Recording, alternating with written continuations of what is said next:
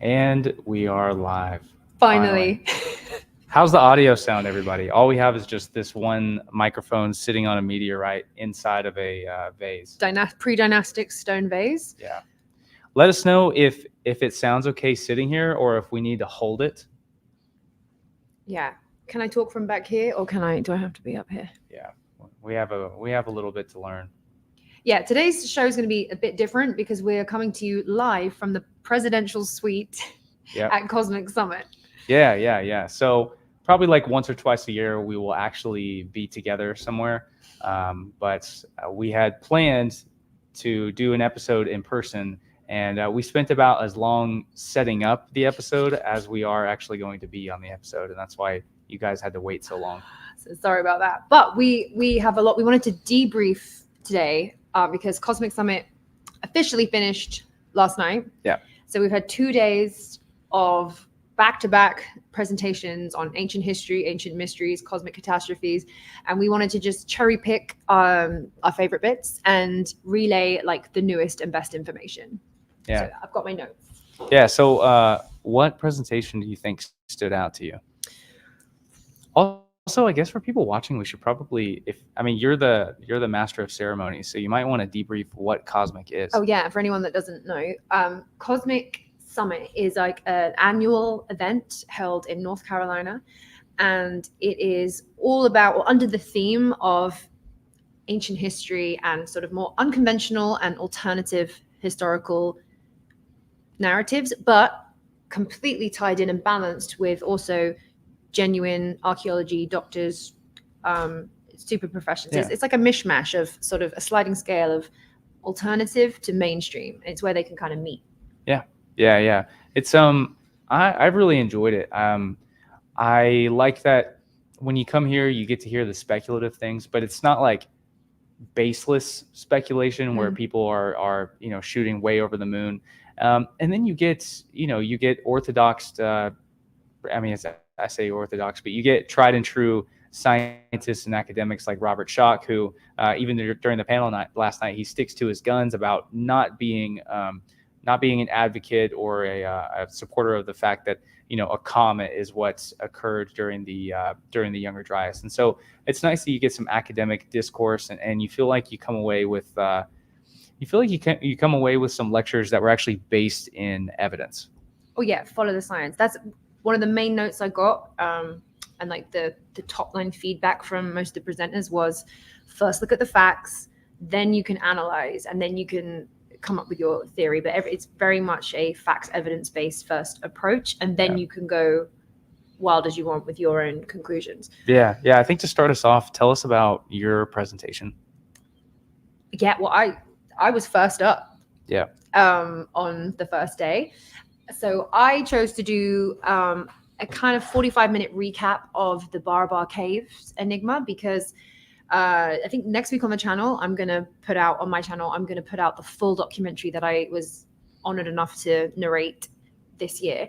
And that's a 2.5-hour documentary that really goes into the intricacies of the data and the all the testing that was done recently in Bar. And when they analyzed all of the 3D scans and the sound testing and the surface roughness tester, they found that the data was showing them things that you couldn't see with the human eye or detect with the human ears. It's only when they looked at it through technology could they see the math that was involved. And so I attempted to relay that in a coherent way to the audience, because I'm not an expert in maths or any stone masonry. So I was just looking at it with my own eyes and interpreting it. So I did that, and you then did Olmec. Yeah. So you did the Bar Cave enigma, and then I did the Olmec enigma, and we did not plan that. We didn't do notes on that. We both turned up going, oh, we're both doing enigmas. Okay. Yeah. So I basically just gave, everybody knows about how strange the Olmec heads are, or they know about the strange Olmec heads, but they don't really know about the megalithic altars and the mosaics and the were-jaguar people and all the other monolithic monuments found throughout the Olmec world. And so I just kind of gave like a long overview of that, and going into all of the various strange mysteries about it, and tried to give some explanations, even though some of these things are impossible to explain. I tried to give an explanation for the were-jaguar, where their fangs come from, and that it could be a deformity that we actually see among Vera Cruz Mexican children today. So I got to see just over half of your talks. I was running around doing MC stuff, and the photo of the children that are born today, and they just have like snake fangs. Yeah. Super cool. And it looks just like the Olmec jade artifacts with the same fangs. Or vampires. Very possible. We could be misinterpreting it. But yeah, so I went into that, and then I talked about I don't know if you got to see it, but the mystery of the meander. Did you see that? That was like the second half. No, I wasn't. So the second half of my presentation is, if anybody is familiar, I know that everybody is familiar with this because you still see it on like rugs in people's living rooms, and it's the squared spiral that goes like this, and if you overlay two of them, it'll make a swastika symbol, and you see that swastika as well as the squared spiral all over ancient iconography all over the entire world. And in the Americas, it begins in the Olmec world. In the Old World, I think it begins during the geometric age in ancient Greece. And in the Old World, it ends with the Library of the Burning of Alexandria. In the New World, it ends with the burning of the Maya codices at the hands of Diego de Landa in 1562. And so I follow these squared spirals that you see all over the place. And I don't know what they mean. You can't really find a definite academic consensus on this either. They think that maybe it represents the cycle of life, or it represents rivers in the region where these occur. I don't know that I really believe that. And then I also hypothesize that possibly rather than trying to connect ancient cultures around the globe like this, perhaps they're all connected like this. Like they're all tapping into the same ancient source. They're tapping into the same source of knowledge, and maybe that's through the use of psychedelics or ritual or something. And then I show something I have been holding on to for months that I was excited to reveal. Was when I was at the city of Kakashla, I came across a frieze depicting a Vera Cruz man in 900 AD. So this is long after we see the other depictions of the handbags. But I revealed something that I found in Kakashla, Mexico, that I called the fourth handbag. So yeah, that was my presentation. Mm-hmm. And what was your well, it's hard to pick favorites because everything's so varied and different. But if you had sort of standout bits and moments, you're on a roll.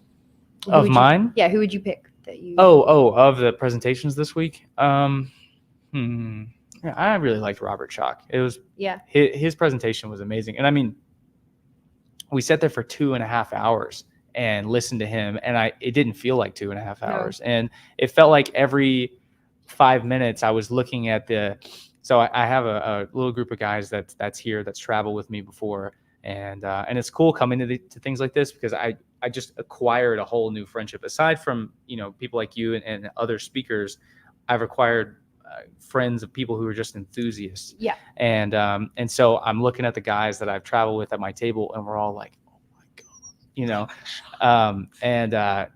there was I really thought that Robert's presentation stood out to me. And in real life, he's so tall.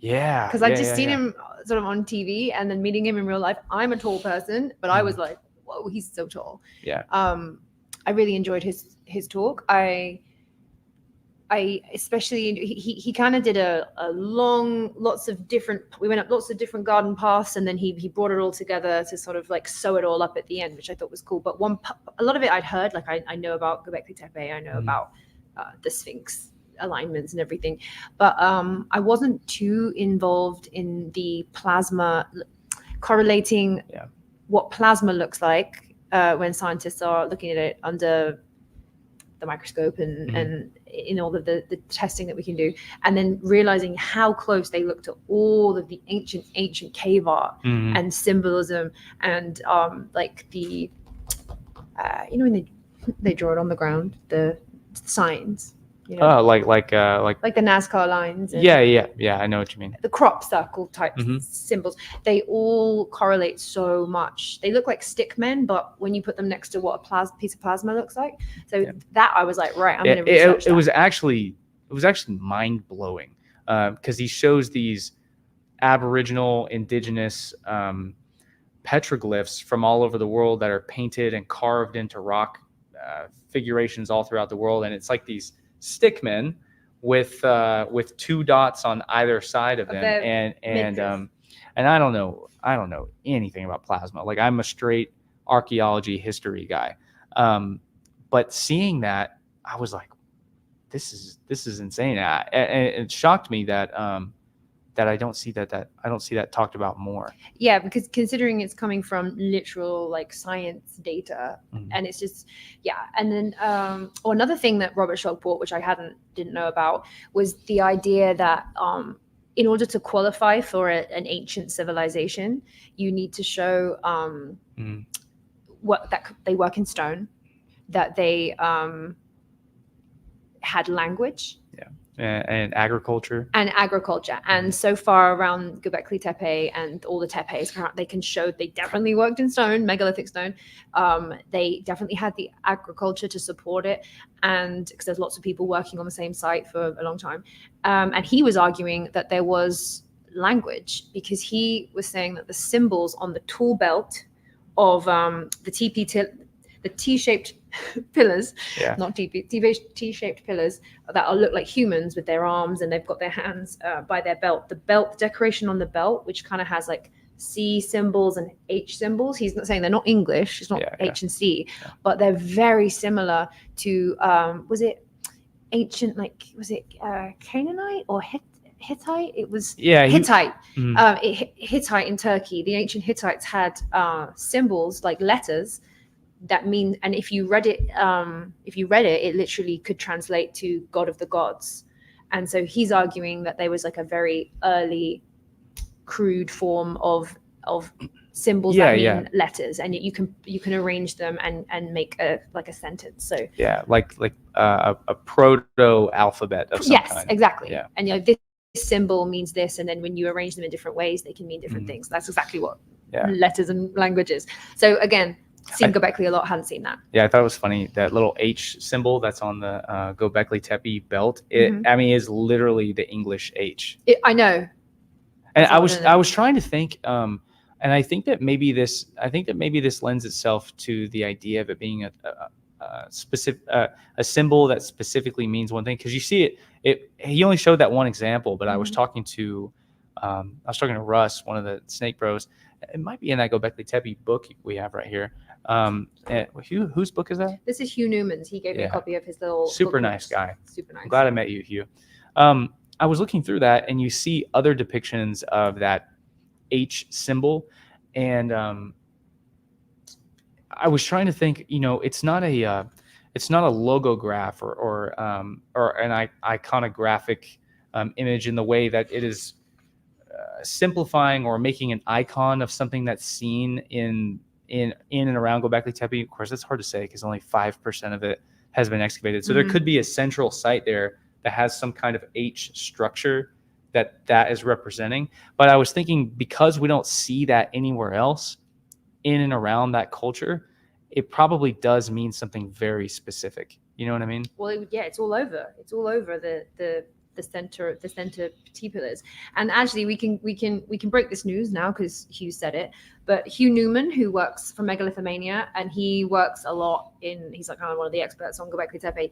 He said that there are 38 sites that have been officially unannounced that they found that are bigger and potentially older than Gobekli Tepe. So the idea when they found Gobekli Tepe that it was the oldest temple in the world, and when I went last year, you arrive at the site and you go through the little museum and it says 0 point in time. Like, this is the first thing ever. And I was like, you guys spent a lot of money on a marketing campaign that quickly went out of fashion. But the fact that there are 38 other Gobekli Tepes that have been located with radar, and they are bigger than the site that Gobekli, and Gobekli is a huge site. I I was talking with Nerdrotic earlier, and he and I were talking, or Gary and I were talking, and I was saying I think that something that I find really fascinating, something that I've come away with, is there were multiple presenters on Gobekli Tepe. Like it was Hugh, and then the Snake Bros, and then a little bit on Robert, and they even spoke about somewhere else. Something I thought was really interesting is that Gobekli Tepe it's not just a satellite location that just happens to exist 12,000 years ago, and it's an anomaly in that time period, and it serves as some kind of ancient Mecca in Anatolia or Turkey, and some kind of ancient Mecca that people just happened to erect, 12,000 years ago, and people would travel there, and then afterwards they never do that again, and it's kind of its own thing. Now, with all the research coming out and all these sites that have been discovered, Gobekli Tepe was just the tip of the iceberg, and now more and more and more excavations are showing that, okay, Gobekli Tepe is 12,000 years ago. There's also settlement 10, 9, 8, 7,000 years ago, leading right into the beginning of Mesopotamian civilization. So we're seeing it's not just an anomaly that completely. It's not just an anomaly like some archaeologists have been saying, where it's just a monolithic hunter-gatherer site. It's just one piece of this larger puzzle showing that civilization as a whole is pushed much further back into time. The Snake Bros, Brothers of the Serpent podcast, they did a co-presentation on Gobekli Tepe because they visited and got like a whole bunch of great footage, and their sort of analysis and observations was really interesting because they were really breaking down and showing you a really, really good argument for why the megalithic T-pillars of Gobekli Tepe are so much older than the walls that have been built around to support them. And the fact that the reason why we can date Gobekli Tepe to 9,600 or around 10,000 years ago, they're not dating the T-pillar structures or the site. They're dating the kind of wall, stone and mud walls that were built around to hold them. And it's very obvious that they were doing a repair job. And they were arguing, the theme of their thing was that they were arguing that the pre-pottery Neolithic people found the site, repaired the site, reused the site, and they were picking up broken T-pillars. And because some of the walls, they have like old bits of broken T-pillar in, and that would account for the reason why these beautifully carved animals all over some of them are covered by the walls, and they're getting sort of sucked into the walls because it was the walls were obviously made it was not the same. We had so at Gobekli Tepe, they're cutting into that. It's limestone and sandstone, right? I think that's what the pillars are. And so it's pretty, I mean, it's incredible art where they are cutting away the face of the block to reveal something from underneath. And what's wild to me is that if that is how ancient sculpture work begins, because I mean, that's sculpture. You're chiseling away rock to reveal something from underneath. I mean, it's like a very early proto version of the Greeks carving away like a monolith of marble to reveal one of those gods from underneath. It's an early version of that. What's amazing is that an ancient civilization skips right over carving pictures into a block. They skip over that. They just start carving away the block. Now, probably, I think the reality is that as more and more and more excavations go on over like the next 200 years, probably they're going to find even older sites where people are carving into the block. Anyways, you have this amazing artwork that's popping off of the pillars at Gobekli Tepe, where it's disappearing behind rubble that's leaning up against the monoliths. And so it's pretty obvious that that's not the way it was it's not the way it was originally intended to look, and that people came later on and for whatever reason either filled in Gobekli Tepe or built structures inside of it around the pillars, and maybe in an attempt to preserve it or hold them up. I mean, we're really not sure, but yeah, I felt that when I saw it. I was like, I feel like you ruin the entire design of, like, if you can freestand T-pillars, like the middle ones are. And also there are some sites at Gobekli Tepe where there isn't the walls that have been built. There's just the foundational floor where with the grooves where the T-pillars should have been. So I was like, I think it all looked originally like that. I think the walls are definitely a later addition, and they're the only thing that they can date. So if they were building walls around 10,000 years ago, it's a very good argument that the actual T-pillar design was first designed, and that could be who knows how old. And the snakes added two very good arguments that we assign, or like the mainstream assigns Gobekli Tepe to the pre-pottery Neolithic people because that's the time frame of 10,000 years when the wall was made. But that is the only evidence of them ever working in megalithic stone anywhere. So it's like an anomaly. You don't see it in other pre-pottery. If they could do it at Gobekli, then why not at every other pre-pottery Neolithic people site?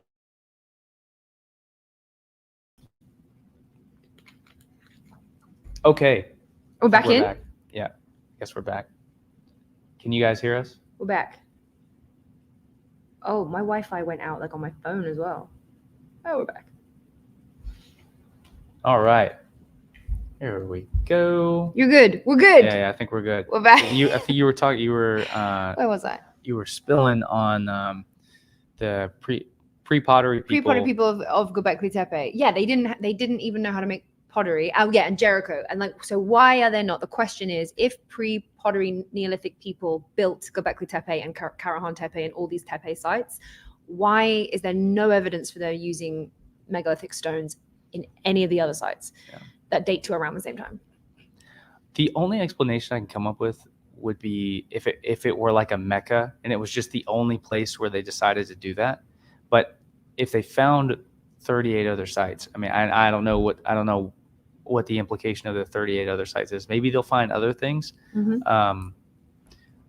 But it certainly is weird that that's the only site where you see monoliths like this. And so I think it's either indicative that it was on purpose that it's the only place where this happens, or the people that were living around it aren't responsible for it. So I just don't know. Well, so the Snake Bros did a really good, I thought they did a really good, concise, evidence-based talk on their observations. And I was like, I have to agree with them. I would put all my money in the fact that the T-pillars were there before. And I think the Neolithic people found them and were like, this is amazing. Yeah. This is they appreciated and they knew that this was something really special. Yeah. And then they were trying to prop them up. They were trying to put them back. There's somewhere the T-pillars broken completely in half and they're trying to prop them up with rocks. It looks higgity-piggity, but they were trying. Yeah. Another thing I think with that is I think that the term Neolithic people has... It's offensive. It's canceled. Yeah. Well, I know. I think we give it almost like a wrong connotation, or maybe we have come to think of Neolithic people as being like near caveman, and maybe we're starting to revolutionize what we think that Neolithic people were capable of. I mean, because you see Aboriginal people all across the world who, they haven't even reached the Stone Age yet, and yet they know about astronomical bodies in the sky that we didn't discover until we had telescopes. It's really strange. Like, it's tough to try to understand what ancient people were doing because, even 40,000 years ago, people living out in the wilderness who obviously hadn't even reached the Stone Age yet, people then were still born as intelligent as Einstein. And that's a strange thing to think about. So, what were they capable of doing? So I think like as more and more discoveries come around, it's just going to be even more obvious that these people were just as intelligent as we are, and they're accomplishing things that like we can't even comprehend. I worry now, because you had the time back then, and you had to be observers. And I think we're losing that skill of being able to just be and observe. Like, I'm the same. If I don't have my phone on me, if I'm leaving the house, I'm like, but if I'm traveling, if I'm sitting on a train, I want to be scrolling at something. And I'm like, crap, I've lost the skill of just observing. Yeah. Yeah, I was talking to my wife Lauren about that. You guys will probably see her at some point. I was talking to her about that. We were laying out looking at the stars, and I was like, I was saying, how human is this supposed to be? Um, every single night, people would lay and look at the stars with zero light pollution, Oh, it'd be amazing. and I wonder just how disconnected we are from like ground zero. You know what I mean? From a way that a human being is supposed to think and behave and feel and observe things, and how like handicapped we are as people now. Where, like you were saying, if I don't have my phone on me, there's something going off in my head that's like, okay, you need to find your phone. You need to find your phone. I'm like crippled to my phone. I can't get anywhere without Apple Maps. Oh yeah, I have no sense of direction. Yeah, and get this, people in ancient times, their GPS was the stars, but the stars don't look the same every single night. So they had to be astronomers and know where the stars would be on any given day and know what day and season that they were in. And it's just, it's mental. We're getting to a point where I think we're becoming. When you talk about ancient people being capable of so much, imagine how much you would be able to observe of the natural world and how much you would learn about the world around you if you were forced to live in the wilderness. How quickly you would learn, adapt and survive. Yeah, how quickly you would learn that the rain is coming. How quickly you would learn when a storm is coming. How quickly you would learn to use things in your natural environment to help you get by. When it gets real cold, my knees hurt. I think I could probably predict cold spells and the rain maybe through my knees, but my knees always hurt now. My knees always hurt. Yeah. I'm just looking at my notes because I scribbled down notes that I wanted to. So the snake bows, Jericho Wall, PPE, no other evidence of megaliths. Great. Yeah, Hugh Newman. So I think one of if I was going to cherry pick a talk that I really enjoyed was Dr. Stephen Collins, who I saw at Cosmic Summit last year. Yeah, he's great. The guy. He is a mainstream archaeologist who discovered the biblical city of Sodom, and he took a lot of slack in the kind of academic community, but really they couldn't withdraw his paper because he followed the facts, and his talk was really interesting, and I think a lot of it translated over to anybody who's hunting for any historical site or mythological site. And some of the takeaways that Dr. Collins said was he followed the biblical geographical location in the text, in the ancient text, where it said Sodom was, where everybody went and looked and said there's nothing there, like in the 18th to 19th century. And he went back to the site, started digging, and discovered the largest city in the area. And it was destroyed. So the city of Sodom was destroyed by a cosmic impact, like an airburst, similar to the Tunguska event, if you don't know what that is, in Siberia around It was the early 1900s. 1917 or something like that. A piece of fragment of a comet entered the atmosphere. It didn't hit the Earth; it exploded in the atmosphere, and it obliterated something like 25 square miles instantly. Luckily, it was just Siberian forest, so it only took out trees and animals. It killed miles and miles away, maybe hundreds of miles away. It killed cattle that were sitting in farmland. Like, it knocked the cattle over, and maybe it didn't kill them, but it broke their bones, and the cattle don't survive that. And then there were people out there in Siberia, these farmers who were looking in the direction of the blast, and they got a sunburn from it. And that's how far away they were. I'm just seeing in the comments 800 miles. Thank you, Ben Bucker. But so the Tunguska event. So basically, an equivalent or similar airburst happened over the city of Sodom in the Bronze Age, and it instantly eviscerated the city, which had been going for hundreds of years, thousands of years. People had been living in Sodom, and it was so big, the city was so big that it even had little towns around and outside it for people, for like an overspill. This place was such a hub of life. And as they dug down, they've excavated the entire city and the surrounding, and they found some really cool stuff. That they found it's the only site in the world that doesn't have any in place stuff. So they found nothing like it would have been. Everything was blown apart, smashed apart, and that they haven't found that in any site. There's normally one chair or bowl or something that's still there. Wow. Everything was blown, and they can correlate exactly in which direction it was blown, so they know that which way the airburst entered. They also said that they don't find people, they find bits of people, and they sent all the bones that they found of all the different humans. It's impossible to find just one person. They're all scattered around everywhere. They would, within 1 second, everybody would have. And they sent the bones to a bone specialist, like the forensic bone specialist of history stuff. And then they called Dr. Collins in and said, we need you to sit down. And he was like, okay. And they said, we know bones. We know bones that have been burnt, bones that have been crushed, bones that have been in every possible way that you can burn a bone. We know it. We've collected it. We have never seen bones that have been burned like this. Like the amount of heat and pressure to just eviscerate a human body. They were like, this is the first time for us. And Dr. Collins was like, yeah, no, it's Sodom. Yeah. Like, that's exactly what. So the correlation between the ancient text and in the story of the Bible, I remember it when I was a kid saying that the city in an instant was turned into, like, people turned into a pillar of salt, and it was destroyed in an instant. Wow. It actually correlates exactly with the science. That is exactly what happened.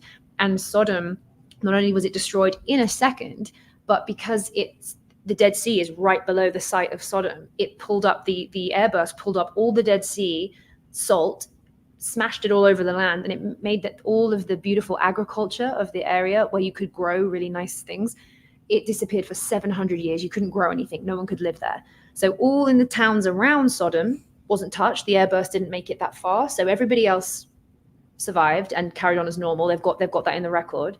But Sodom, everybody disappeared. No human activity for 700 years after that airburst event, for two reasons. One, the agriculture, you couldn't grow anything, you can't eat. Two, it became like a kind of bad juju place. And then they changed the name of Sodom, and the translation of the name became the place where you mourn. And I was like, ooh, heebie-jeebies. Like, yeah, I wouldn't want to go there. Well, in the scale of destruction like that, I spoke to one of the head American archaeologists working at Pompeii in Italy. For anybody watching, I'm sure most people know, but Pompeii was sitting at the base of Mount Vesuvius when it erupted and just immediately covered the city in ash. And he was talking to me about the scale of destruction and how awful it would be. And I don't have the metrics that he listed offhand, but he was saying it was millions of tons of gas and rubble flying into the sky and crashing down on the city, and then rolling out of the eruption of Vesuvius at thousands of feet per second. And so, I mean, just completely, it was turning people into stone and ash immediately. Yeah. You know, there was, I mean, some people got out of the city because they could feel the ground rumbling, but if you were still in it, you were gone. And that is fractional compared to destruction like that. Oh, yeah. Happening in a second. People wouldn't have, well, the only good thing is I think people wouldn't have been aware of it. It would have happened so fast, like I don't know if people would have felt pain. I don't know if people, it's like so fast. So that's the only benefit. I think I would rather that than Pompeii. I would prefer to be in Sodom than if I'm going to have to go. Yeah. One of them, then I'll do that. But yeah, and Stephen Collins also, just to wrap it up, if you want to see Stephen Collins' presentation, you can buy them because everything was live streamed and recorded. So I think for the next couple of weeks from cosmicsummit.com, you can go and purchase the live stream and you can watch Robert Schoch, Stephen Collins, the Snake Bros, all of what we're talking about. But he said something which I didn't know before about how historically in ancient texts that so far there is no ancient text that has a fabricated or fictional geography. Like in the ancient times, they didn't do like Lord of the Rings, Middle Earth. They wouldn't set their stories somewhere that wasn't based in real geography to them. So even if now we don't understand exactly where the geography was that they're talking about, we understand that for them it was real geography from what they experienced. And so that's how he found Sodom, because he took the geography in the ancient text at face value. And I was like, okay, that's, if you're an Atlantis hunter, I was like, that's an interesting thing to keep in mind, that there is no false geography. So Plato wouldn't have, or if he did, he would be the only example of an ancient text writer that would create a geography that didn't exist. You could put fictional characters and stories and things that happen, but the geography so far has always been correct. Yeah, well, and that's kind of a trend in ancient Mediterranean writing, is that when they describe geography, they're very matter of fact and detail oriented. And we were talking about this earlier. When you read the Bible, that's the Bible. It wasn't like somebody was writing one continuous book. It was just multiple books that were all later assembled. And the Bible is like an amalgamation of various Mediterranean and Middle Eastern, Near Eastern writings. Anyways, throughout the Bible, you get these very historical and geographical descriptions of cities and what was happening in cities and where the cities were and the directions from one place to another. It's a very matter of fact, and you even see that same kind of tone in Plato. Around Plato is what, around 300 BC that he writes about Solon. And what would be interesting is when I see people say that Plato's Atlantis, or him describing the story of Atlantis as told by Solon, when I see people saying that was just an analogy, that was basically like a warning to the people in Athens of what a corrupt government can do to a society, and the importance of being morally just, I could understand that if the description of where Atlantis was and its location and the concentric circles and the animals that live there, if all in the measurements of the city wasn't so particular. It's almost like the importance of the Bible. The reason that we know the Bible has a lot of historical accuracy is because the people who are writing it, in a way, they're like encoding things that can be proven thousands of years later to prove the accuracy of it. And so Plato's Atlantis feels like that because he's including measurements and certain details of things that might be proven later on to give his story weight. If that makes passing sense. As much data as possible. Which is interesting because when you're storytelling, you tend not to need to transfer much data because storytelling is an entertainment. It's more about evoking.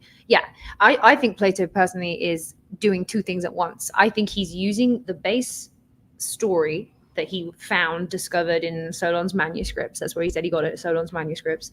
And he didn't just hear it. He got it from manuscripts that were passed from, that's what he said. And then I think that he also then definitely, he changed he converted all the names into Greek. He maybe changed them, added a flair. And I think he used them exactly what you said, for political allegory, and he used them. His purpose was different. I don't think he had any idea. I don't think he even maybe cared that the story was based on something much older. I'm reading a book actually on the plane. I haven't got through it all. This is called Atlantis, Egyptian Genesis. And it's kind of an essay from Ian Driscoll and Matthew Kurtz. I got it on Amazon. And these guys don't believe in a physical Atlantis, but what they're looking into is the correlation between the Egyptian creation myth and the ancient Egyptian texts, and the Edfu text they mention that as well, and they're just looking at how similar is the Atlantis story, if it was indeed passed on from Egyptians to Greek, in the Egyptian texts and culture and history. And it's interesting how they are so side by side. It is almost a game of Chinese whispers if I told you a story and how many. So I'm not all the way through, but I found it really interesting, and they have a really good they're arguing that Solon definitely did go to Egypt, and that the Egyptians probably definitely filled his head with a lot of creation myth and ideas, and that was very much inspired his research. I think it's pretty will you hand me the other book that's there? I think it's pretty obvious that Lost meteorite mic. So yeah, I think it's pretty obvious that there is. If we can set this thing back up, I think it's pretty obvious that there is definitely some historicity to at the very least Solon.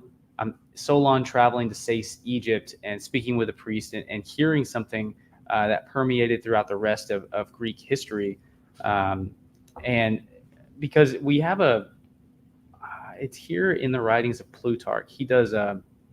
Plutarch was a Greek historian in around 100 AD. Plutarch becomes very prolific, and he writes what's known as Plutarch's Lives, and he does a collection of Athenian lives, people who lived in Athens.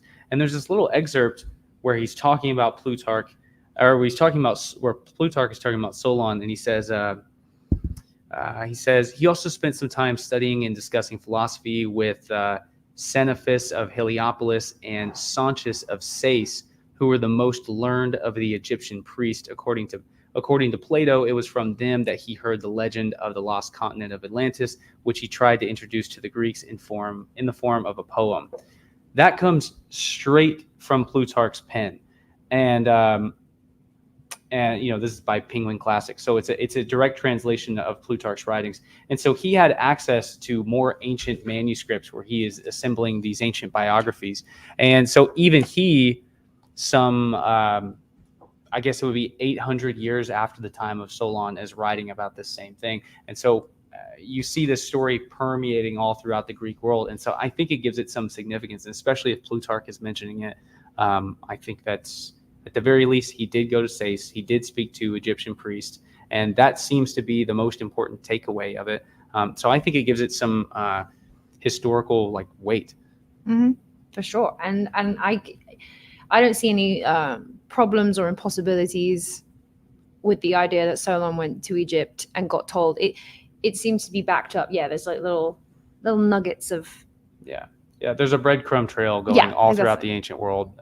And another thing to remember is that Solon is living during an incredibly remote time in history. I mean, we know so little about 600 BC ancient Greece. Even by 600 BC, they had hardly even begun. To give you an idea of how old Solon really is and how long ago he lived, by 600 BC, ancient Greece, they had not even yet begun to construct the iconic marble temples. Those didn't even exist yet. He lived at a time before that, or if they did exist, there were a couple up at this point. But he lived at a time before monumental architecture in Greece. So trying to really nail down what he did or didn't do is almost impossible. But it seems like source documents, we have evidence for source documents from his time surviving throughout the ancient Greek world. So that was Atlantis. Yeah, that was Atlantis. I'm trying to think of other highlights. So we've learned so much in 2 days. My brain is literally. Yeah. I'm going to need to go and put it on ice for a little bit.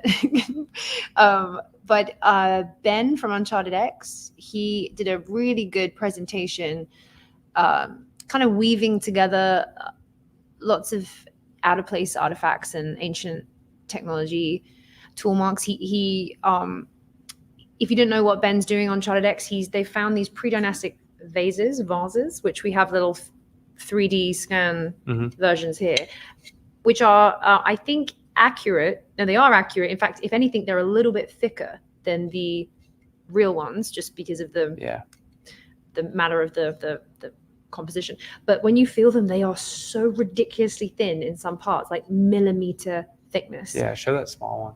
Oh, there's a new one. The pre-dynastic shot glass. Yeah, we're going to take shots in a pre-dynastic vase. But the idea that they were able to work this granite into such thin, and you can put a flashlight torch inside and they glow. And also I was having a look at these and I was like, why are we assuming that these are to be this way round? I was like, what if they are to be on this something? And then Ben said, well, you know that a lot of in the vases, the holes at the side, he thinks they were added later because a lot of the vases don't have the holes. He thinks the Egyptians put the holes in and then filled them with gold so that they could actually lift them and use them. But he was like, okay, let's, what if this went in and these aside, which essentially would be nubs, what if it was like a kind of click mechanism to put in something and like a light bulb, when you go like, yeah. And if they are so thin that light shines through them, I was like, so they're light bulbs? But yeah. And I was like, okay, but it's cool. I mean, maybe that is, maybe that isn't. But I like the idea. I was like, okay, let's start looking at artifacts, and let's look at it every which way, upside down. Yeah, yeah. Well, it's amazing that. So something about these vases. These are not the real ones. These are made out of plastic. Yeah. So these things are incredibly thin. I mean, these plastic vases are incredibly thin. The real vases made out of either granite, diorite, or granodiorite are even thinner than this. And the inside is not just a cylindrical core that's drilled in and pulled out. The inside of the inner walls of the vases are parallel to the outer walls. So how you see it curving here, it's also curving on the inside. And the tools by which you would need to do that are not in the archaeological record. There's also even some evidence that they're drilling these out, but they're drilling it out at an angle that's expanding, or that's inclining and then declining. So it's like we have evidence of a curved drill of some kind, and it's just something that's not found in the archaeological record. Very simple explanation for that is that metal is so valuable in the ancient world that whatever was doing this was obviously a very valuable tool. And nobody just dropped it in the sand and let it sit there and become covered up by sand where we're going to find it. You wouldn't leave your tools at the tool site. You take them with you. No. I mean, hardware throughout all of human history and even today is insanely expensive. And you don't really find, you're not going to find like a table saw just laying around somewhere. I mean, yeah, you're not going to find a table saw laying around somewhere because they're so expensive. And metal in the ancient world can be melted down and turned into new things. So you would see the metal that was, I'm just glad that wasn't real. The metal that was used to make these vases is probably in this iPhone. It's been repurposed for thousands of years. It doesn't exist anymore. The technology used to make things like this doesn't exist. Another simple example is that the Antikythera mechanism, which is a handheld model of the solar system. We thought for so long, or I think people have thought for so long, that this was just a one-off item that we only found off on the shipwreck off the coast of Antikythera, and that it was this high-tech thing that maybe a few inventors had. But now literary sources people are starting to acknowledge, these sources have been around, but people are starting to acknowledge that the Antikythera mechanism was being sold on the streets of Syracuse and Alexandria. But they're made out of bronze. Well, Syracuse and Alexandria fell when they were conquered by the Roman Republic. And when Roman soldiers would come in, one of the ways that they would be paid is they could loot somewhere that they had conquered, and you could melt down metal.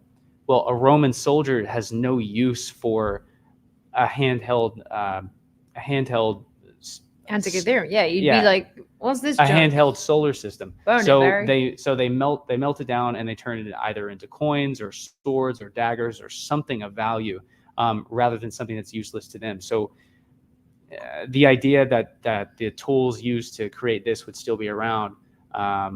I just don't think that people are saying that. I just don't think they've really thought it out. I actually don't think that anything exists that was used to make these. And the Antikythera mechanism shows an even shorter date of time. So if there's only one left in the entire world, and the only reason that mechanism was found was because it was accidentally preserved in a shipwreck and kind of put in a little time capsule. So if all the other Antikythera mechanisms have eroded away in between ancient Greece and now, and we're talking, these are pre-dynastic, so these are pre-Egyptian. They are found in graves 12,000 years ago. So we're talking whatever tool was making this, if the Antikythera couldn't make it, even 2,000-ish years, we're talking 10,000 plus for some of these artifacts. So, of course there's not going to be a tool. Like, It's gone. Yeah. Another thing I should say is okay, to give you a scale of how hard it is to find ancient artifacts.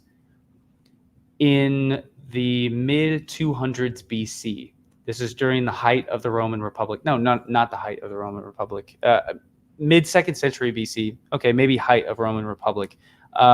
Hannibal Barca takes on Rome in Italy, and there's this massive battle, and he slaughters 65,000 Romans in one day. So 65,000 Romans wearing their armor, with their gladius, with their shield, with their helmet, laying in the middle of the field. Okay, that's one battle, one afternoon.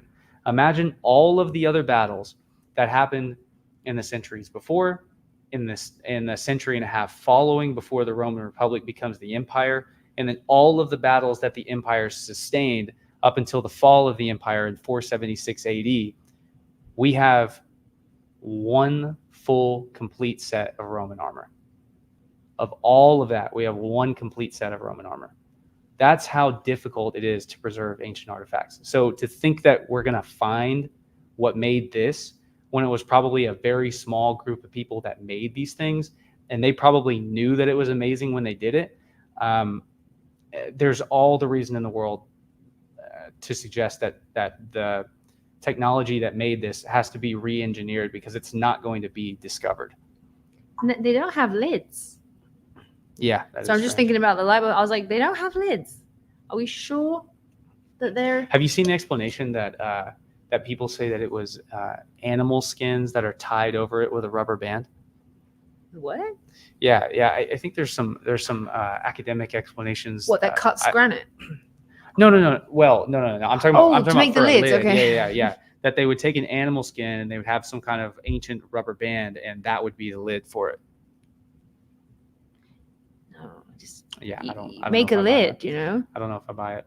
if you can make that, make a lid. But yeah, I think that they say that because they found that in alabaster vases from like the Persian period, much later. Egyptian artifacts. They found those alabaster vases that are much more rough than these solid stone vases, or these solid granite and diorite vases. And I think that they found animal skins that were laid over these, and there's like an ancient rubber band tied around it, and that's what they used as a lid. One thing I didn't know until I watched the Cosmic Summit was that these turn up pre-dynastic, and they turn up in the first couple of dynasties in the grave. So they've obviously been filtered up to collectors of the time, and then they've been seen as valuable and been put in the graves. And then there are Egyptian kind of copycats made of alabaster and other like really softer stones, but they weren't started to be copied until Imhotep. And Imhotep was the guy. Really? Yeah, so Imhotep was the guy that looked at these and was like, I want to make one. I can't do it out of granite because it literally won't work. Well, I went to the place in Egypt where they've been making alabaster replicas for forever, and I asked them. They were demonstrating how to make amazing vases, beautiful stuff out of alabaster that glow. And I showed them a picture of the dynastic ones, and I was like, "How do you make this?" And he was like, "Oh, we don't know. We can't make that." So that's from the indigenous stonemasons in Egypt. But yeah, I thought that was an interesting. Okay, so the timeline is these existed. They only appear in the first dynasties because people had them in the graves because they were heirlooms and inherited items. And then they started to be replicated from Imhotep onwards. And I was like, that's like Imhotep who designed the step pyramid. I was like, cool, that's a fun fact to know. Yeah, I saw a comment here. Let's go into the comments because we've got a lot of people. We've got nearly 500 people watching live. Hey guys. Yeah.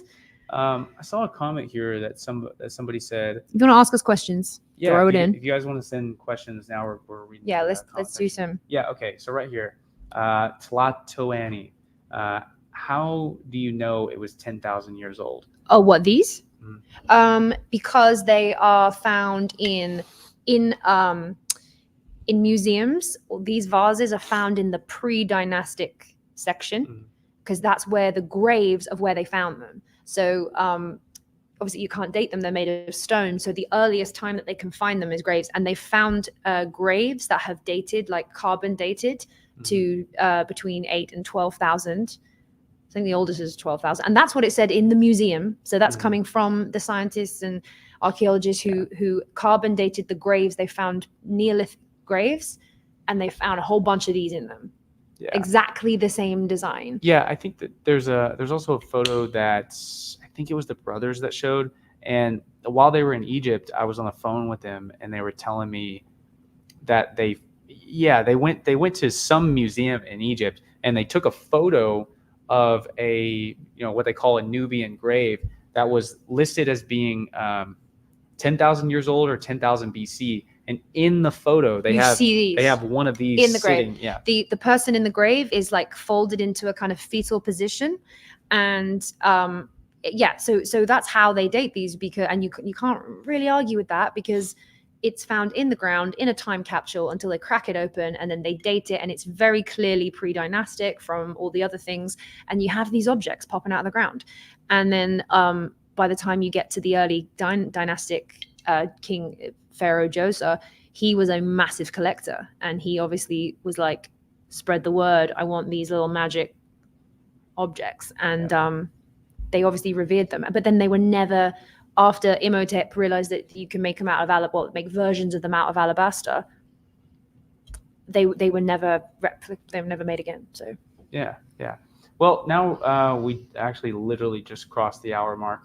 Okay, coming into land. Yeah, we're gonna hang out for the next half hour or so and just answer any questions you guys may have. And maybe we could update them on. We've been planning, what we can do over the next year, how we're gonna grow, because we've literally just started this podcast. This is episode 3, but we want to do it better, bigger, more regularly. We would love to be able to do Raiders tours. So we're just working out logistics of how we can get you guys involved and build this. Yeah. So I'm gonna keep my eye on the comment section, but I think the goal right now is we're going to move this to Mondays. It is a Monday, right? Yeah, we're going to move this to Mondays, probably closer to around this time or around the time we started today, which is a little bit earlier for both of us, and so that Johanna doesn't have to get on at 11 p.m. London time. Literal midnight podcast. Yeah. So we can do it when more of both of our audiences are awake, and so that we're not running Johanna ragged. And right now we're once a month because that's really what my schedule will allow. And then in a couple months from now, we'll be able to do it. We'll be able to do it more regularly, like maybe twice a month. And then as the podcast grows, when it becomes necessary or obvious that it's what we need to do, we'll hop on like once a week, but only, once things begin to make sense. And we wanted to keep it live as well. Like, let's go live. And then that way we can interact with you guys literally live. So we want to keep it kind of interactive, and the format is, obviously today we're doing a recap of the cosmic, which is a bit out of line, but the general formula is that alternately every episode one of us is going to bring like a research topic. We're gonna just sort of chat it out, and we can like live research if we need to, and we thought we'd just let you guys see how we do that. I liked the last couple times we each did. We had a presentation prepared, and we were originally going to do it where it was we would both present in one episode, and then we tried to do that, and then it just became one presentation. You take a topic and you're gonna fly with it. So we'll keep it to kind of like one thing. So I think we got a super chat in here. We got a super chat. All right, Frankenstein. Thank you Frankenstein. For the big oh, I'm sorry, Frankenstein. Okay. This one's for you. Okay. This is a make note. Okay, I'm not going to read it out loud because you said don't read it out loud. But noted, Frankenstein. Thank you very much, and thanks for the support, guys. Yeah, thank you very much. Okay, let's see. Sorry, maybe I shouldn't have put that one up. But yeah. Oh, the goal as well this year is that you can do this full time, and you can be a full time researcher, YouTuber. We'll get you on the YouTube payroll, and and then you can really get get running, because you're going to have you're not split between. It's really hard to do YouTube and create content when you're also working a full-time job. So yeah. So the goal is I'm really pushing a lot harder on YouTube. I'm working on a podcast called Temple Talk, but I actually had Johanna on, and I had it in the back of my mind. I wanted to do like a live buddy podcast, and I kept it kind of close to chest. I wasn't saying anything to anybody because I wasn't sure who I would have that. Who was the buddy? Yeah, I wasn't sure who I would have that chemistry with, and yeah, it makes sense that the first person I knew in this community that I spoke to was Johanna, and Was it? Yeah, I think so. Nice. I think so. Yeah, so I had her on, and I had her on the podcast for a couple hours, and at the end of it, I knew that the chemistry was there, and we kind of cut up in the same way, and find the same things funny and are interested in the same things. And so I am kind of threw the idea out there, and then in the course of about an afternoon, we decided what it would be. Yeah, we were like, well, I think we should do it. We should go Raiders of the Past. Yeah. And yeah, let's do it. So, all right, let's see. Luke, will you make a video on that handbag from Vera Cruz? I absolutely will. Yes, please. Yeah, I found that at a site called Kakashla, which was a site very similar to Pompeii, covered up by a massive volcanic eruption around 800 to 900 AD, so 1200 to 1300 years ago. And so the significance of that handbag is that on the other sites in Mesopotamia, we see it around 800 BC at La Venta in Mexico. In Vera Cruz also, we see it around 1400 BC. So the other three handbags are all BC dates. The fact that we see the handbag again in the same position, left hand down, right hand up, both with the little wristbands or whatever they are, that is significant. And the fact that we see that iconography continuing into the ADs over 1,000 years later is very significant. So yes, I'm definitely going to make a video covering that. I've got to do it the right way. I've got to do it before other YouTubers get there. Other YouTubers steal it. Okay. So yeah, definitely making a video on that. All right, Crypto Kev. I heard Randall is a dancer. Can you verify this? We need to know. Is this something you witnessed? I haven't seen Randall dance. He on Saturday night we had a live gig with the Brothers of the Serpent band, $50 Dynasty. It was insane, and they invited Ben Van Kerkwyk from Uncharted X and Randall Carlson. It was amazing, and so he's a really good drummer and a really good musician. I haven't seen Randall dance. I danced with Randall's son. Randall's son's a great dancer. Yeah, he loves to dance. Yeah, so he's got moves, but maybe not Randall. But I mean, he's a musician. He must have rhythm.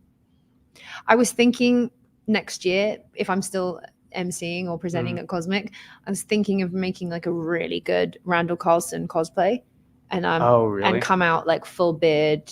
That would be so funny. The glasses, the shirt.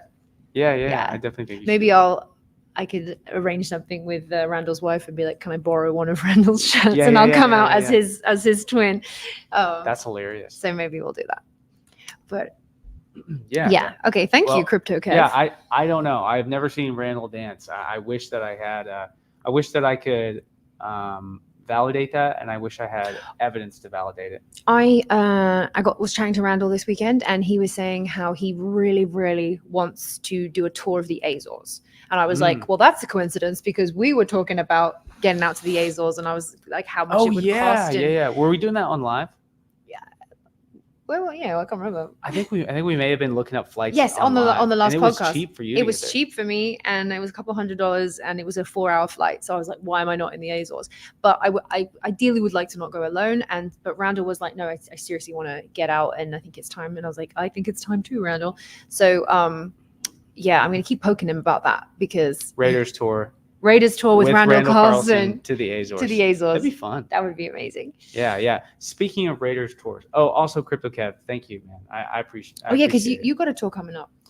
Yeah. Well, okay, so I've got 2 tours coming up. I've got an Olmec tour called Megalithic Mexico, where you're going to see all 17 megalithic basalt Olmec heads. They all weigh between 6 and 50 tons.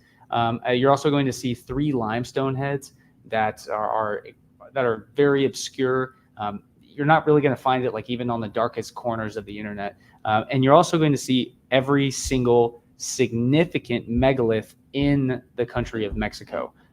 That's a big claim, and it's true. It's really an amazing tour. It's like 9 days. In the middle of December, you guys can go on my link tree. I have it linked there, or you can go to the mayaexplorationcenter.com. That's my professor's website. I'm leading the tour through his travel Dr. company. Barnhart? Yeah, Dr. Barnhart. Every time you say Dr. Barnhart, I can't not picture The Rock from Jumanji, because he was. Oh, really? I think he's called Dr. Braveheart or something. Oh, okay. And okay, so when yeah. you like me and Dr. Barnhart, I'm just picturing you and The Rock out there. Yeah, that's funny. That's fine. I'm gonna have to have him on with us at some point. Yeah, for sure. He's a cool guy. And then but that tour is about to sell out. Like we have 15 spots. We had 15 spots available, and we're at like 13 now. So because it's about to sell out before I even could officially announce it, I went ahead and announced my annual Egypt tour. So you have like esoteric Egypt, primordial Egypt. What is Ben's Egypt tour always called? So Ben's is he's ancient technology hunting. So Okay, it's interesting yeah. because you can go to Egypt, because I've gone on like 3 Egypt tours, Mhm. and each one, even though you're going to the same sites, each one has been different because it depends Yeah. on who you go with, the gang you go with, and also what you're looking for. So when I first went to Egypt, I went with Ben and Youssef Mhm. and Jimmy, and we were looking exclusively at like ancient tool marks and ancient technologies and things that kind of didn't belong, out of place, things that could have been slightly repurposed. And then I went, the next time I went on more of an esoteric tour with Adept Expeditions, and they look at everything. So I saw very different sides of Karnak, and I was looking at, you're just looking at it in different, and I think getting a balance of both is awesome. Yeah, it's very much so. And so I wanted to pick something that was from a certain unique angle that wasn't just parroting what anybody else did. And so I decided I was going to do Cleopatra's Egypt. And reason being is Cleopatra was, obviously, she's the last pharaoh of Egypt, if you don't count Caesarion, who ruled for like a month. So she ruled out of Alexandria. And so the theme of the tour, which we're doing Cleopatra's tour, the first annual tour, in January of 2025, and I announced that this weekend for the people at the summit. It's going to be a tour traveling from Alexandria all the way down the Nile and looking at ancient Egypt through the eyes. We got a visitor here. What's up, George? Hey, we got George Howard, the guy who put on the Cosmic Summit. Yeah. We're on live right now. Literally rising from the near dead. Yeah. Here's the camera. It's up right there. right there. Yeah. Oh, okay, yeah.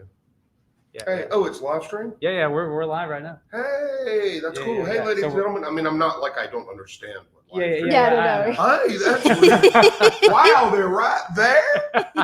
Amazing. Yeah, well, we're just covering the summit and talking Our favorite bits, and That's awesome. cherry picking what was the best, and yeah. I'm thrilled you were not completely exhausted with just the idea, much less. No, it's great. It's great. Well, I've got 200 milligrams of Celsius in me, and I'm ready to go. It's a good damn idea, buddy. Yeah. I just took a pretty good nap. Yeah. It's definitely somewhere. It Yeah, you wasn't need like sleep. Deep sleep.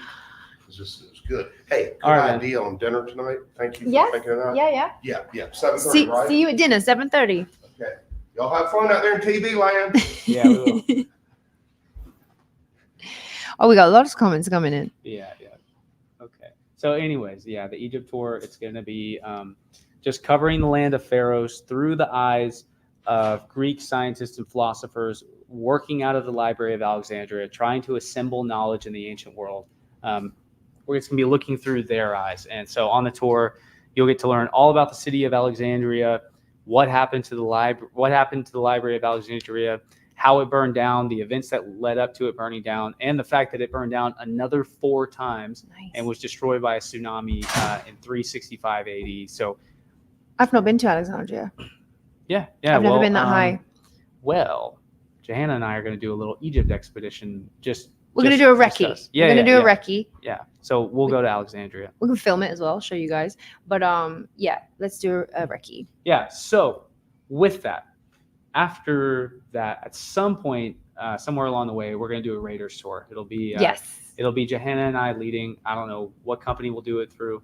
if it'll be our own company one day or something. But first we need to go. We're going to recce the sites, make Yeah. sure that we know what we want to show you guys. We'll curate something because I've been enough times now that I can kind of get a feel for what makes a good tour and like logistic. There's a lot of logistics in building a tour. Oh, absolutely. So we'll do a recce and we'll see.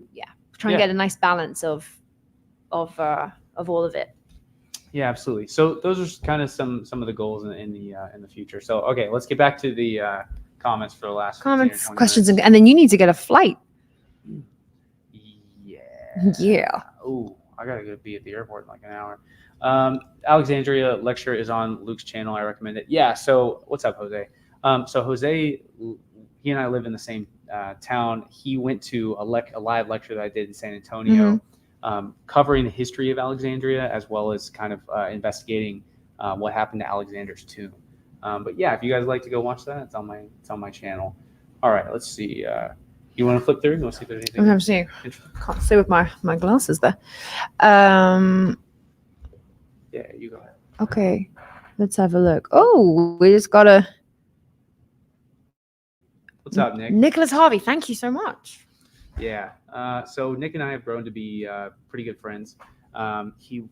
We met last Cosmic, and he came on the Yucatan tour with NEXT and I. Nice. Through Okay. Adept. Yeah. And so we got to hang out, and he's coming with me on the Olmec tour as well. So he said, "Hey, Luke, I was part of a really intelligent group conversation last night in the debate about Billy Carson and the idea that the Maya people just found everything and didn't build anything."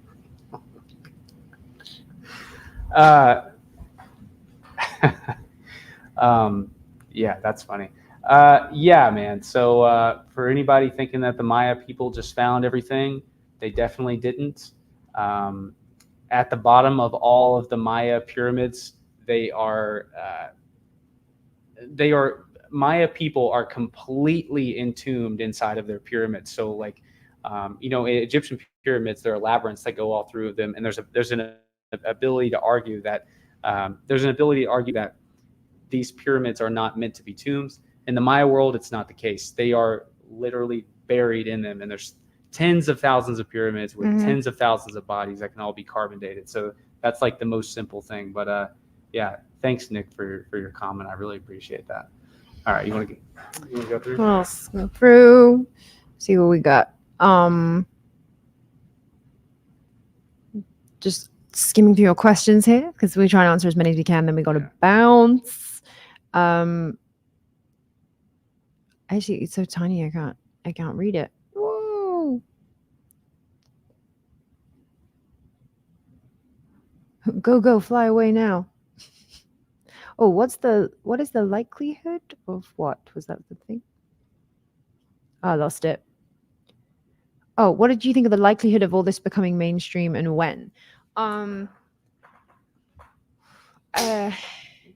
Well, I feel like it's really difficult because it's a really weird question. It's like, well, what counts as getting something over the line? Like, what evidence do you need to see to make something like official? Because it's interesting that like the Younger Dryas comet theory has been going since 2007, and it's still kind of heavily contested. Although there's a lot of evidence. And it's like, so even if you have scientific evidence and you write peer-reviewed papers, that still doesn't get it over the line. Is it something to do with? Well, again, also people never agree. People can agree to disagree. Yeah. It depends also if you care if it's over the line or not. I think that's another thing. Like people really care about, but personally, I don't care that much if something's over the line or not. Yeah, I think that a lot of these things will start becoming more and more mainstream as young archaeologists continue to permeate the field. Like there are a lot of people, and Graham's been saying this for like 15 years, that there are a lot of young archaeologists, and I guess people now who have been in archaeology for 15 years, that their love for archaeology and ancient history began from reading Graham's books. And so I think that new people are going to come in, and I don't think it's going to be this explosion of Atlantis is going to be written in textbooks as having factually existed, but it's going to be this slow progression to expanding what everybody kind of has a hunch to be true, but it takes so much evidence and so many people to come forward in a professional academic setting for these things to become quote unquote mainstream. I hope as well that the old peer review system, have the little experience that I have with it and about it, the things that I've heard, it's pretty much the same as I went to a girls' high school, just all girls. That was an incredibly cliquey, catty, bitchy environment, and I think that's equal to the academic peer review. Yeah. It's very cliquey, who knows who, rubbing shoulders. People tend to argue, they go for people's like personality, credibility. They attack the person and not the theory. And so I think that hopefully in the next few years, in the next decade, they're going to kind of maybe shift the system of that peer review and really root out the ability to kind of, you know, help your buddies and send people to attack. I think that happens a lot. Yeah. And I think that people have, one thing I do give Robert Schoch, I think he had absolute balls. He turned up to Cosmic Summit, which is a primarily Younger Dryas Comet research group, even though they're very much part and parcel of and he turned up and he did a presentation because he truly believes the evidence points towards a solar flare cause for the Younger Dryas, and he stuck to his guns about that. But he did it in a way that he wasn't throwing shade. He just presented, you know, his reasons why. He said that all the evidence for the Younger Dryas comet impact is there. The evidence is true. The effects of it are documented. We can all agree on that. But he personally thinks it was, all of that evidence could equally be caused by a solar flare. And I thought he had real balls for coming in, and the way he executed that, I tip my hat off to him, because I think we've lost the skill of being able to discuss and debate without tearing into other people personally. Yeah, and I like that he constantly prefaced. He's like, I'm not putting down anybody, or I'm not trying to shut anybody down. He's nice. He's like, that's just what I think. It's just what I believe, and you know, let's have an open talk about it. And you know, we're not going to agree on everything. We're going to. And that's okay. And I prefer that. It was quite refreshing, actually, to have like somebody else stand up and go, and this is what I believe, and this is for why. Let's talk it out. All right, we got one here for you. Oh yeah, Johanna, what made you start your YouTube channel? I went on tour with Uncharted X and Jimmy from Bright Insight, and we went to Egypt in 2020. And I didn't go intending to make a YouTube channel. I already had a YouTube channel, but it wasn't used. Nothing was on there.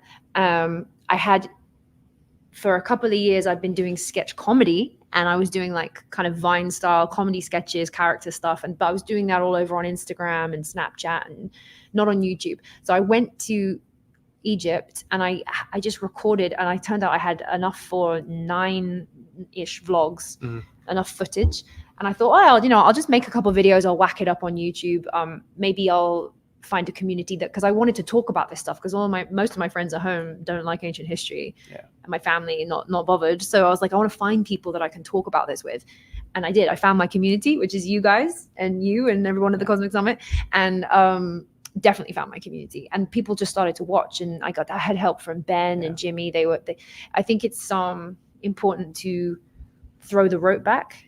If anyone gets a level up or through the door, always throw the rope back for the people behind you. So that happened to me. I want to do that for other people. Yeah, you did that for me. I did it for you. Yes, throw the rope back, man. That's the way to do it. Yeah. Johanna and I developed a little friendship, and a spot opened up at Cosmic to speak, and it was because of her recommendation to George that you guys just saw that I even had the opportunity to speak at Cosmic, and I did.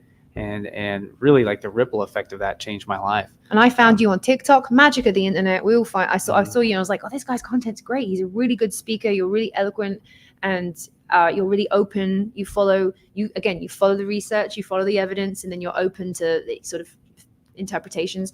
And so, when George was like, can you recommend anybody? As I'm looking to fill more speakers, and I was like, check out Luke Caverns. Cool. He's the guy. Yeah. And so that's the cool thing about the space, is that there is potential for anybody who's like sitting there watching this to start making videos and read as much as you can, do as much research as you can, and there really is space in this community to sort of, I guess, build a voice and talk about things that you find interesting.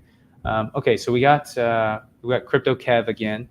Copper Chisels Tour. I'm in. Do we get complimentary togas for the Azores trip, or do we have to provide our own? Thanks for your hard work and wish much success for the future. Thank you. Okay, Copper Chisels, if anyone from your side. So I have a fake band that you can join if you're a member of the Copper Chisels. It's kind of I have merch. I didn't want to do merch that was like just me and my face. It was like, who wants that? So I made a fake band T-shirt and then we're called the Copper Chisels, like a fake rock band. And that was my merch. And so if you know, you know, and if you don't know what Copper Chisels are, if you don't get the joke, then you don't get it. And if you do, then you do, and you're in the band. So if you get a T-shirt, you're in the band. And yeah, Copper Chisels is kind of my merch. Now you're going to start something new, aren't you? At some point. What? Like, well, you're saying that Copper Chisels, it was kind of one of those things where it was like it's like a moment in time, and eventually you'll have some kind of new merch or something. Yeah, I'll definitely. So that was just my first idea, and I mainly because I wanted the T-shirt. Yeah. I was like, if I had a band. It came out of a conversation when we were touring Egypt and we were talking about rock bands and what you call it. And I was like, mate, I'd be the Copper Chisels. That's genius. Though. Yeah. And so then I was like, and then people were like, well, do it, make T-shirts. And so I did. You can get them on my channel or at funnyoldworld.com. But yes. And okay, complimentary togas then, that'll have to be for sure. Yeah, of course we got to. Toga. Now you guys know that togas are like 20 feet long, right? And you have to hold your left arm out the whole time. So I don't know if you want to do togas as much as bed sheets. Yeah, or is it togas or tunics? Why am I tunics? Yeah. Or is it Greek is tunics, Romans are togas, right? Or do I have it wrong? I could totally have it wrong. That is something that my brain cannot it's a Roman tunic and a Greek toga. Okay, so you want to go with the Greek because it's shorter and easier to walk around while you're wearing. We should do. We joked about this, maybe doing some episodes of the podcast where we turn it into like a fancy dress drinking game, and we're going to turn up in historical costume, and we'll be taking shots with the pre-dynastic shot glasses. And you guys can join in at home. Yeah, absolutely. Be great. All right. Just okay. We're gonna have to come into land. You got to go to the airport. Yeah, I know. All right, guys. Well. Hey, thank you all so much. I wish that we could do in-person episodes all the time. Yes. However, we live on two different sides of the planet. So it's going to have to stick to virtual. But we're going to constantly work to make the episodes better, make them a bit more segmented, flow better. Just not that they're bad, but just constantly trying to improve. And really enjoyed hanging out with you guys. Really enjoyed hanging out with you and seeing you again. Well done. And thank you. So, we will see you guys again very, very soon. Okay. So, Happy hunting. Wait, what was our outro? Oh, we had an outro, didn't we? Yeah. Until somebody left a comment on the last episode and I used it. Yeah, what was our outro? Mate, we're great at this, aren't we? I can't remember. We are professional podcasters. So anyways, hey, thank you guys all so much. I'm Luke Caverns. This is my partner, Johanna James. And this was the Raiders of the Past podcast. Thank you all for being here. Thank you.